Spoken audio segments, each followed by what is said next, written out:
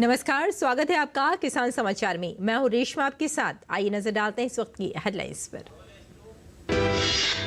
भारत ने कोप 29 की बैठक में कहा कि विकसित देशों को 2030 तक हर साल कम से कम 1.3 ट्रिलियन अमेरिकी डॉलर विकासशील देशों को देने के लिए होना चाहिए प्रतिबद्ध। भारत जलवायु परिवर्तन के खिलाफ अपनी लड़ाई में है एक महत्वपूर्ण मोड़ पर।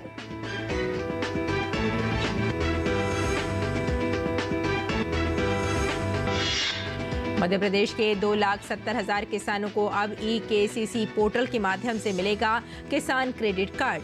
देश में किसानों को खेती किसानी के कार्यों के लिए पूंजी उपलब्ध कराने के लिए सरकार द्वारा दिया जा रहा है किसान क्रेडिट कार्ड।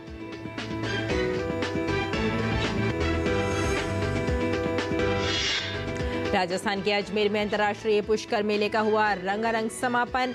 राजस्थान की उप मुख्यमंत्री दिया कुमारी ने विजेताओं को किया पुरस्कृत। कहा, पुष्कर को वाराणसी अयोध्या की तर्ज पर और अच्छा बनाया जाएगा।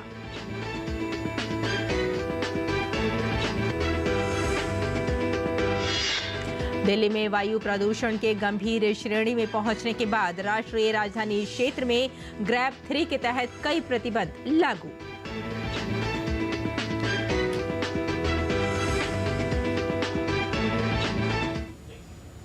और आइए समाचारों पर डालते हैं विस्तार से नजर। कल राजस्थान के अजमेर में अंतर्राष्ट्रीय पुष्कर मेले का रंगारंग समापन समारोह हुआ। इस अवसर पर राजस्थान के उप मुख्यमंत्री दिया कुमारी ने विजेताओं को पुरस्कृत किया। पेश है ये रिपोर्ट।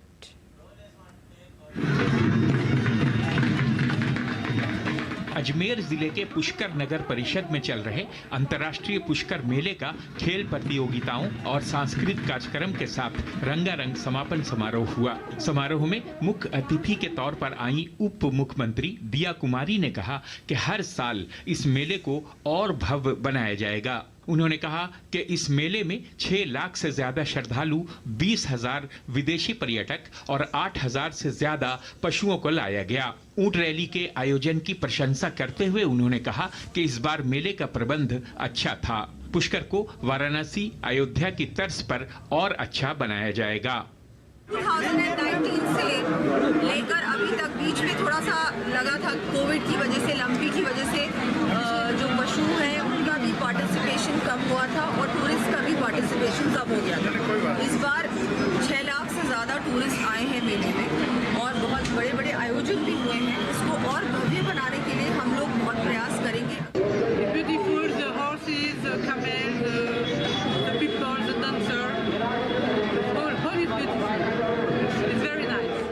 समापन समारोह में ऊंटों के करतब, राजस्थानी संस्कृति, गीत संगीत, कलाकृति आदि का प्रदर्शन किया गया। राजस्थानी संस्कृति को दर्शाते पुष्कर मेले में मटका रेस, रस्साकशी, चम्मच रेस का आयोजन भी किया गया। इन सभी प्रतियोगिताओं में पर्यटकों ने उत्साह के साथ हिस्सा लिया।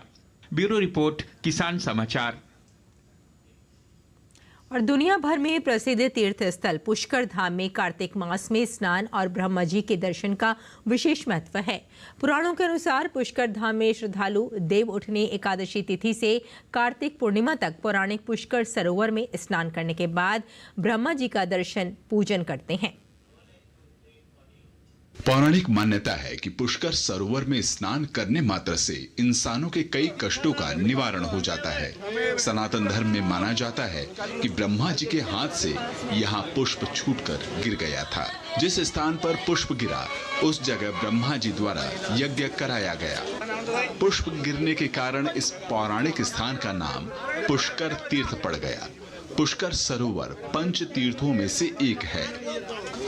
जगत पिता ब्रह्मा की पावन धरा है, जहाँ जगत पिता ब्रह्मा जी ने अग्निष्टोम यज्ञ किया था सृष्टि के लिए, और ये आदि अनादि तीर्थ कहा जाता है। तो राजा महाराजाओं ने इस पवित्र पुष्कर सरोवर के किनारे 52 घाट बनाए। और ये जो एकादशी से पूर्णिमा पंच दिवस स्नान का जो ये समय आता है, इस समय जहाँ यात्री आस्था की डुबकी लगा के पुण्य कमाते हैं। पूरे कार्तिक मास में व्रत रखने वाले श्रद्धालु सुबह 5 बजे स्नान करते हैं, दीप प्रज्वलित करते हुए पूजा अर्चना करते हैं। मंदिरों एवं आसपास के जलाशयों के पास पूजन कर दीपदान किया जाता है। ऐसी मान्यता है कि कार्तिक मास में देवलोक से देवताओं का आगमन पुष्कर धाम में होता है। ऐसे में श्रद्धालुओं द्वारा व्रत उपवास रखकर दीपदान करने की परंपरा आदिकाल से चली आ रही है। कार्तिक महीने में स्नान करते तो सुबह मंदिर जाना, मतलब सुबह 4 बजे उठ के मंदिर में पाठ पूजा वगैरह भजन वगैरह करना, मंदिर जाते हैं सुबह ही जल्दी। एक टाइम खाना खाना हमेशा ही, मतलब कोई वास भी करता है, पूरे टाइम खाना नहीं खाता, वरना एक टाइम खाना खाते हैं। ये तो वैसे भी अपने आप में तीर्थराज कहलाता है, तो यहाँ आके ही अपने आप को एक पीसफुल महसूस करते हैं, एक पॉजिटिव वाइब्स यहाँ आने पे ही आई है। मैं तो सबसे निवेदन भी करती हूँ कि आप लोग यूथ आइए और देखिए यहाँ की जो वाइब्स आप लीजिए, आएंगे तब आपको महसूस होगा। कार्तिक मास बहुत पवित्र माना जाता है और कार्तिक में आदि पूरे वर्ष तक आप स्नान नहीं कर पाते, दीपदान नहीं कर पाते हैं, तो अंतिम एकादशी के बाद पूर्णिमा तक यदि आप दीप का ध्यान करते हैं तो आपके सारे पापों का हरण होता है और आपको पुण्य की प्राप्ति होती है। कार्तिक पूर्णिमा के अवसर पर पुष्कर के पवित्र सरोवर के सभी 52 घाटों पर ब्रह्म मुहूर्त में श्रद्धालुओं ने आस्था की डुबकी लगाई। सुबह से ही घाटों पर महिलाओं, पुरुषों, बुजुर्गों, युवाओं और बच्चों की भीड़ उमड़ना शुरू हो गई। सभी ने पूजा अर्चना कर खुशहाली की मनोकामना की। पुष्कर में ब्रह्मा जी का मंदिर है जो भारत में ही नहीं बल्कि विश्व में भी प्रसिद्ध है। यहाँ पर न केवल भारतीय सैलानी बल्कि विदेशी सैलानी भी बड़ी संख्या में आते हैं। मैं मंजू मीना, कैमरा पर्सन राकेश पटेल के साथ दूरदर्शन समाचार के लिए पुष्कर। और देश में किसानों को खेती किसानी के कार्यों के लिए पूंजी उपलब्ध कराने के लिए सरकार द्वारा किसान क्रेडिट कार्ड पर लोन उपलब्ध कराया जाता है।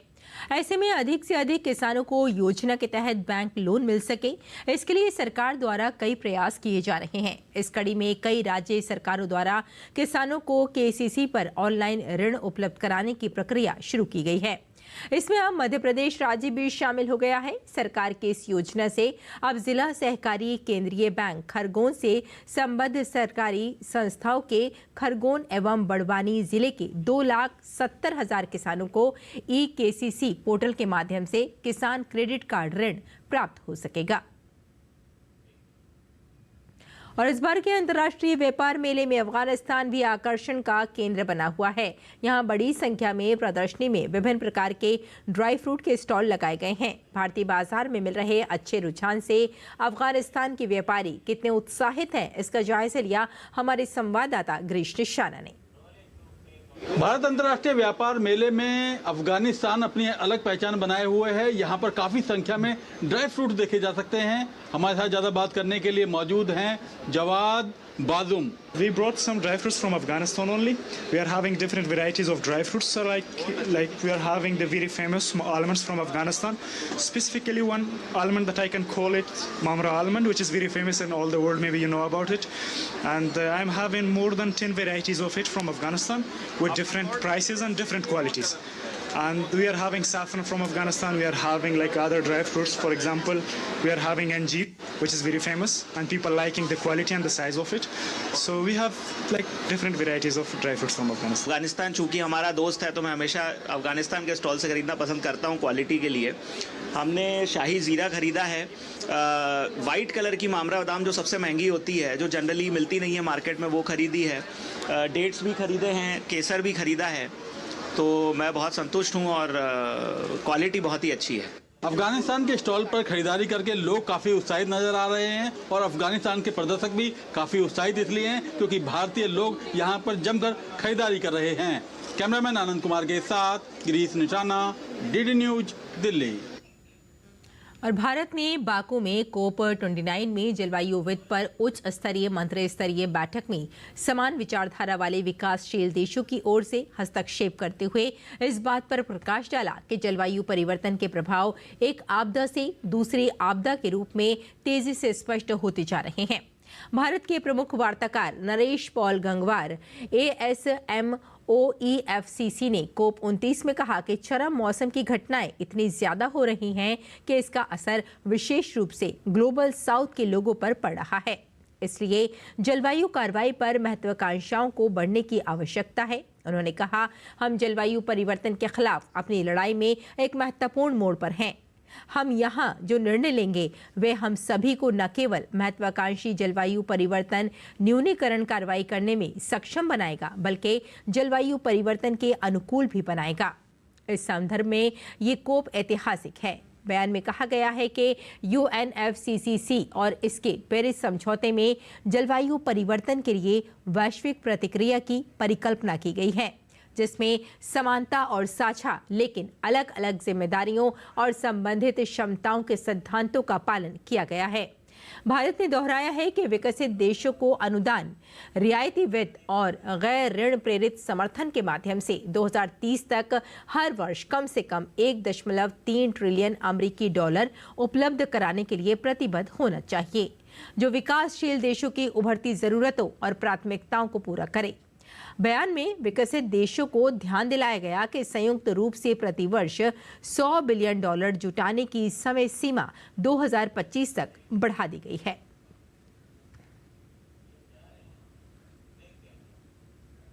भारत में ऑस्ट्रेलिया के उच्चायुक्त फिलिप ग्रीन ने नई दिल्ली में कृषि एवं किसान कल्याण विभाग के सचिव डॉक्टर देवेश चतुर्वेदी से शिष्टाचार मुलाकात की। इस दौरान भारत और ऑस्ट्रेलिया के बीच द्विपक्षीय संबंधों को और मजबूत बनाने तथा कृषि क्षेत्र में सहयोग के नए अवसरों को तलाशने के लिए विचार किया गया।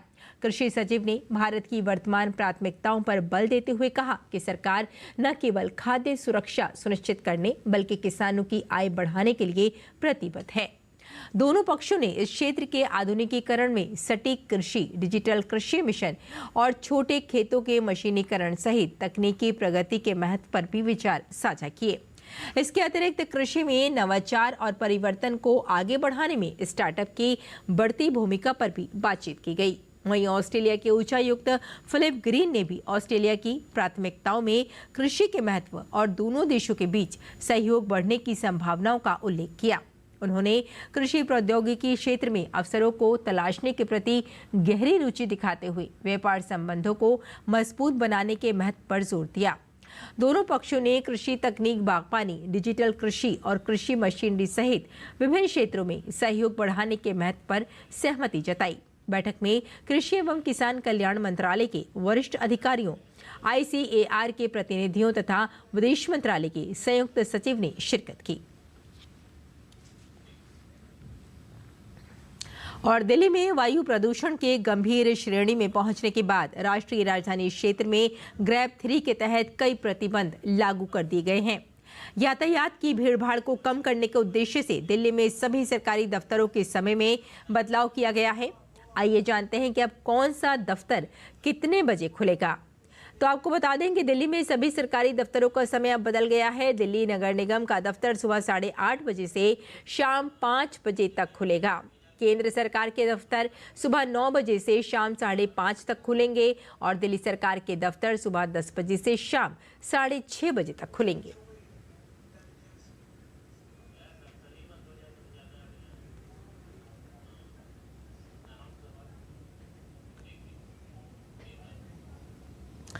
पराली किस तरह से हमें और हमारे पर्यावरण को नुकसान पहुंचाती है और क्या हो सकते हैं इसके समाधान, इसे लेकर सिरसा के मोहम्मदपुरिया गांव के छात्रों का पराली को लेकर क्या कहना है, इनसे बात की डीडी न्यूज संवाददाता ग्रीश निशाना ने।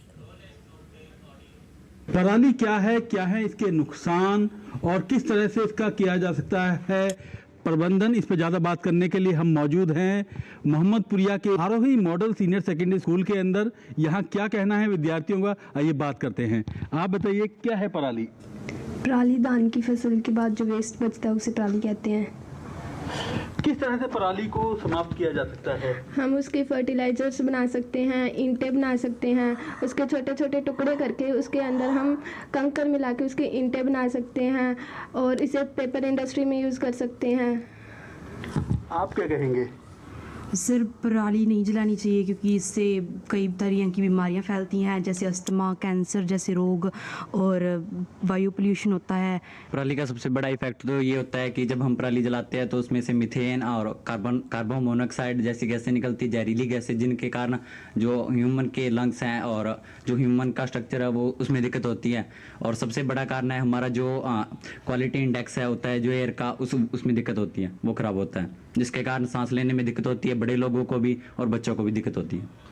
तो कहीं ना कहीं ये जो स्कूल के विद्यार्थी हैं ये अच्छे से जानते हैं कि पराली क्या है, पराली को किस तरह से समाप्त किया जा सकता है और पराली के क्या नुकसान हैं, इसको भले प्रकार से जानते हैं। और ये ज़्यादातर बच्चे किसानों के बच्चे हैं, अपने घरों में जाकर ये अपने माता पिता को बताते भी हैं कि किस तरह से पराली का प्रबंधन करना है। कैमरामैन कमलेश कुमार के साथ गिरीश निशाना, DD न्यूज़, सिरसा, हरियाणा। और राजधानी दिल्ली में वायु गुणवत्ता गंभीर श्रेणी में बरकरार है, जिससे आम लोगों को काफ़ी दिक्कतों का सामना करना पड़ रहा है। आज सुबह करीब 6 बजे दिल्ली के कई इलाकों में AQI 450 के करीब दर्ज किया गया। सबसे अधिक AQI नरेला में 449 दर्ज किया गया। वहीं 445 AQI के साथ जहांगीरपुरी दूसरा सबसे प्रदूषित स्थान रहा। इसके अलावा द्वारका सेक्टर 8 में 418, मुंडका में 424, दिलशाद गार्डन में 406, पटपड़गंज में 427 और पंजाबी बाग में AQI 425 दर्ज किया गया।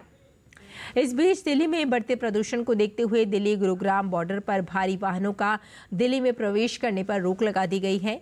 बता दें कि श्वास के लिए अच्छी वायु का गुणवत्ता स्तर 50 AQI होना चाहिए, जो कि दिल्ली में खराब वायु के कारण 400 के पार पहुंच चुका है। लंबे समय तक AQI के गंभीर श्रेणी में रहना यहां रह रहे लोगों के लिए एक बड़ी चुनौती बन गया है।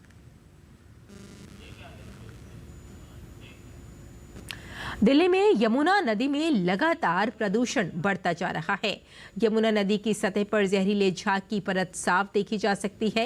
ये तस्वीरें दिल्ली के कालिंदी कुंज इलाके की हैं, जहां नदी की सतह पर सफेद झाग की चादर देखने को मिल रही है।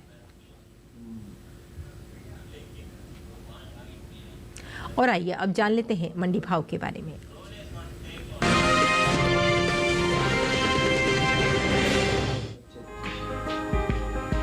भारत से होने वाला लहसुन का निर्यात साल 2023-24 के दौरान बीते 5 सालों के उच्च स्तर पर पहुंच गया है।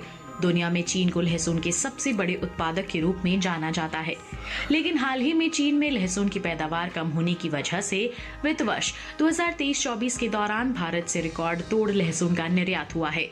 भारतीय लहसुन की मांग खासतौर पर पश्चिमी देशों में बढ़ी है। लहसुन के बीते 5 सालों के निर्यात आंकड़ों पर नजर डालें तो भारतीय मसाला बोर्ड की ओर से हाल ही में जारी ताजा आंकड़ों के मुताबिक साल 2019-20 के दौरान भारत से होने वाला लहसुन का निर्यात 22,280 मीट्रिक टन था, जिसमें साल 2020-21 के दौरान कमी देखने को मिली और लहसुन का निर्यात 4,637 मीट्रिक टन घटकर 17,643 मीट्रिक टन पर आ गया है।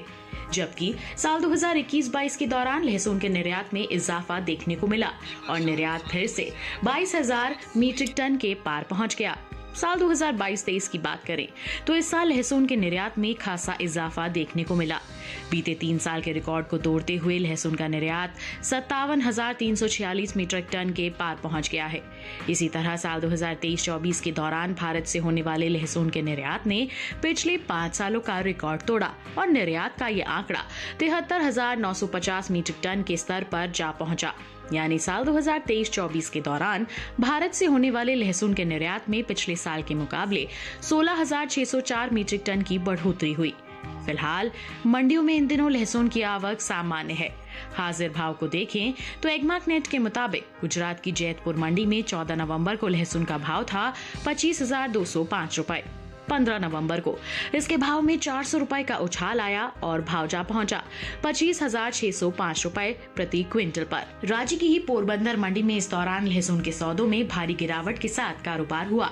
यहां 14 नवंबर को लहसुन का भाव था 29,000 रुपए। 15 नवंबर को इसके सौदे 1,500 रुपए लुढ़क कर 27,500 रुपए पर हुए। महाराष्ट्र की पुणे मंडी में बीते 2 दिनों के दौरान लहसुन के भाव स्थिर रहे।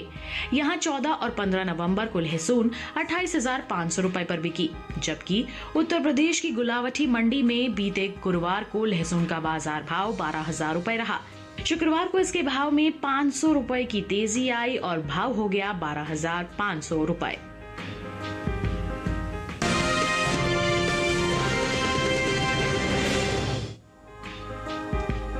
शुक्रवार को गुजरात की ज्यादातर मंडियों में तिल की आवक देखने को मिली। हाजिर भाव को देखें तो ध्रोल, मोरबी, सावरकुंडला और पोरबंदर मंडी में तिल के सौदे नरमी के साथ हुए, जबकि जैतपुर मंडी में इस दौरान तिल के भाव में कोई बदलाव देखने को नहीं मिला।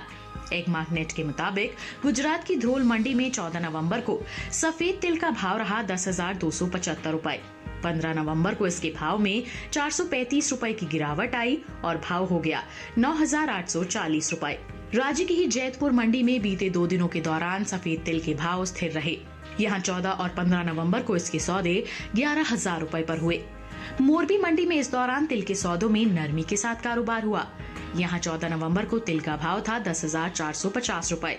15 नवंबर को इसके सौदे 720 रुपए लुढ़क कर 9,730 रुपए पर हुए। पोरबंदर मंडी में तिल के भाव की बात करें तो यहाँ बीते गुरुवार को तिल का भाव था 11,175 रुपए। शुक्रवार को इसके सौदों में 340 रुपए की गिरावट आई और भाव 10,835 रुपए पर आ गया। सावरकुंडला मंडी में 14 नवंबर को तिल का भाव रहा 11,153 रुपए। 15 नवंबर को इसके भाव 72 रुपए सुस्त होकर 11,225 रुपए पर हुए। बता दें कि कृषि एवं किसान कल्याण मंत्रालय ने साल 2023-24 के लिए अंतिम अग्रिम अनुमान को जारी किया है, जिसके मुताबिक साल 2023-24 के दौरान कुल तिल की पैदावार में बढ़त देखने को मिल सकती है, जिसका असर तिल के बाजार भाव पर पड़ सकता है। साल 2023-24 के दौरान देश में कुल तिल की पैदावार 8,47,000 टन होने का अनुमान जताया गया है, जबकि बीते साल की समान अवधि के दौरान तिल की कुल उपज 8,02,000 टन रही थी। कुछ समय पहले ही केंद्र सरकार ने विपणन सत्र 2024-25 के लिए 14 खरीफ फसलों के न्यूनतम समर्थन मूल्य में बढ़ोतरी की है। इन 14 खरीफ फसलों में तिल भी शामिल है। तिल का एमएसपी साल 2023-24 के दौरान 8,635 रुपए प्रति क्विंटल था, जिसकी एमएसपी साल 2024-25 के दौरान 632 रुपए बढ़ाकर 9,267 रुपए प्रति क्विंटल तय की गई है।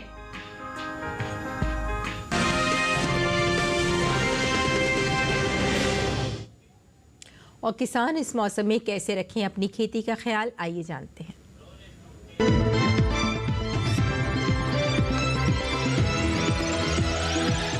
नमस्कार, आप देख रहे हैं डीडी किसान। मैं हूं एआई कृष और आज हम कर्नाटक, आंध्र प्रदेश, तेलंगाना और अंडमान निकोबार में होने वाली खेती किसानी से संबंधित सलाहों के बारे में पूरी जानकारी देंगे। कर्नाटक के किसान मक्का और मूंगफली की पकी फसलों की कटाई और खुदाई का काम कर लें। कर्नाटक में इस समय बाजरा, रागी, सूरजमुखी और लोबिया की बुवाई की जा सकती है। कर्नाटक के मध्यवर्ती इलाकों के किसान मक्का और सुपारी की कटाई कर लें। आंध्र प्रदेश में इस समय मूंगफली, मक्का और ज्वार की बुवाई की जा सकती है। आंध्र प्रदेश के किसान गन्ने की पकी फसलों की कटाई का काम कर लें। यहाँ के किसान अरहर को जाला कीट से बचाने के लिए जरूरी दवाओं का छिड़काव कर लें। वहीं तेलंगाना में किसान इस मौसम में सरसों, लोबिया और सूरजमुखी की बुवाई कर सकते हैं। तेलंगाना में ही किसान टमाटर में थ्रिप्स के नियंत्रण के लिए जरूरी कीटनाशक छिड़क लें। यहाँ मिर्च को सफेद मक्खी के प्रकोप से बचाने के लिए इमिडाक्लोप्रिड का छिड़काव कर लें।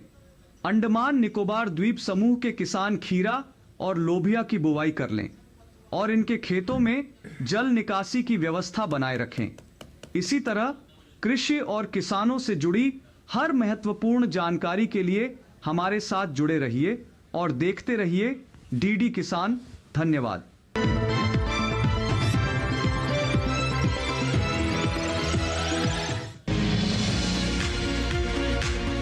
इस समय पालक की बुआई की जा सकती है। पालक को मैदानी और पहाड़ी दोनों क्षेत्रों में बोया जा सकता है। मैदानी इलाकों में सर्दी के मौसम में ये ज्यादा बोई जाती है।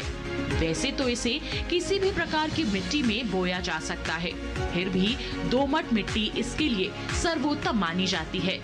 अलग अलग राज्यों के लिए अलग अलग किस्में हैं। किसान वैज्ञानिकों से सलाह लेकर बीज का चुनाव कर सकते हैं। अच्छी नमी से बुआई करने पर तुरंत सिंचाई की जरूरत नहीं पड़ती, फिर भी बुआई के 8 से 10 दिन बाद सिंचाई करना आवश्यक है। इसके बाद 10 से 15 दिन के अंतराल पर सिंचाई करते रहें। पत्तियों की हर कटाई के बाद सिंचाई करना ना भूलें। खरपतवार नियंत्रण के लिए बोने के 15 से 20 दिन बाद पहली निराई गुड़ाई कर दें। पालक के लिए 2 से 3 बार निराई गुड़ाई करनी चाहिए।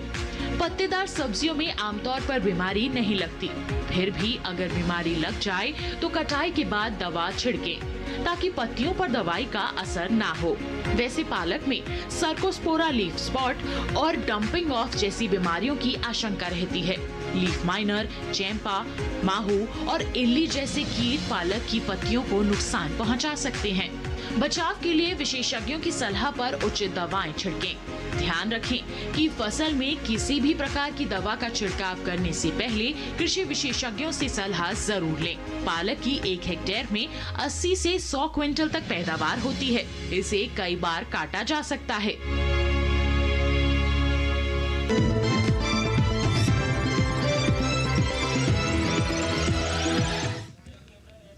और खेती किसानी के साथ साथ आइए नजर डाल लेते हैं कुछ और महत्वपूर्ण खबरों पर। खास खबर, प्रधानमंत्री नरेंद्र मोदी आज नई दिल्ली में हिंदुस्तान टाइम्स लीडरशिप समिट में शामिल हुए। प्रधानमंत्री मोदी ने हिंदुस्तान टाइम्स के शताब्दी वर्ष पर डाक टिकट जारी किया। उत्तर प्रदेश के बिजनौर में दर्दनाक सड़क हादसा हुआ है। एक टेम्पो और कार की भीषण टक्कर में दुल्हा दुल्हन समेत 7 लोगों की मौत हो गई। उत्तर प्रदेश के झांसी में महारानी लक्ष्मीबाई मेडिकल कॉलेज में शिशु वार्ड में शुक्रवार रात भीषण आग लग गई। हादसे में 10 नवजात शिशुओं की जलकर मौत हो गई। झारखंड में दूसरे और अंतिम चरण के मतदान के लिए कुछ ही दिन बचे हैं। ऐसे में राजनीतिक दल पूरे दमखम के साथ प्रचार में जुटे हुए हैं। वक्फ बोर्ड को भूमि स्वामित्व के हस्तांतरण की जांच में तथ्यों का पता लगाने के लिए कर्नाटक भाजपा ने 3 टीमों का गठन किया है। तो किसान समाचार में फिलहाल इतना ही। अनुमति दें। नमस्कार।